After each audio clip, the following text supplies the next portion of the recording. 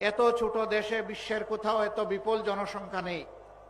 বিপুল জনসংখ্যার এই বাংলাদেশ জনসংখ্যা কোনো অভিশাপ নয়, বরঞ্চ জনসংখ্যাটা জনশক্তিতে পরিণত করতে পারি নাই, এটা আমাদের ব্যর্থতা।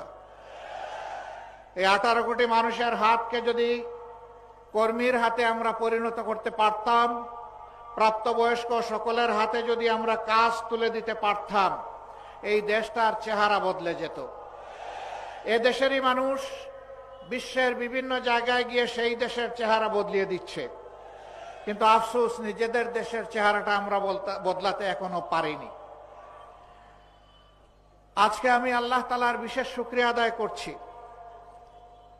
যে হাজারো নিষ্পেষণ, নির্যাতন, জুলুম, খুন, গুম, ধর্ষণ, লুণ্ঠনের তাণ্ডব চালানোর পর 17.5 বছর পরে বাংলাদেশের মানুষ একটু স্বস্তিতে শ্বাস নিতে পারছে।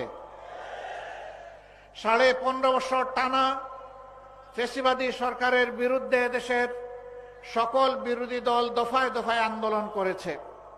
এই আন্দোলন করতে গিয়ে অনেক মূল্যবান জীবন ঝরে গিয়েছে। এই আন্দোলন করতে গিয়ে অনেকে পঙ্গু হয়েছেন, আহত হয়েছেন, অনেককে ধরে নিয়ে গায়েব করা হয়েছে। আজ পর্যন্ত তাদের আপনজন জানে না তারা দুনিয়ায় বেঁচে আছে কি নেই। এই আন্দোলন করতে গিয়ে অনেকে চাকরিহারা হয়েছেন, অনেকের ব্যবসা বাণিজ্য ধ্বংস করা হয়েছে, ঘর বাড়ি লুণ্ঠন করা হয়েছে, আগুন দেওয়া হয়েছে, তছনছ করা হয়েছে। আর জামাতে ইসলামীর নেতৃবৃন্দের ঘর বাড়ি বুলডোজার দিয়ে ভেঙ্গে গুঁড়া করে দেওয়া হয়েছে। জামাতে ইসলামীর 1 থেকে 11 জন শীর্ষ নেতাকে খুন করা হয়েছে। বিচারিক আদালতে তামসার আদালত সাজিয়ে সাজানো পাঠানো আদালত আর সাক্ষী দিয়ে তাদের জীবনকে ধ্বংস করা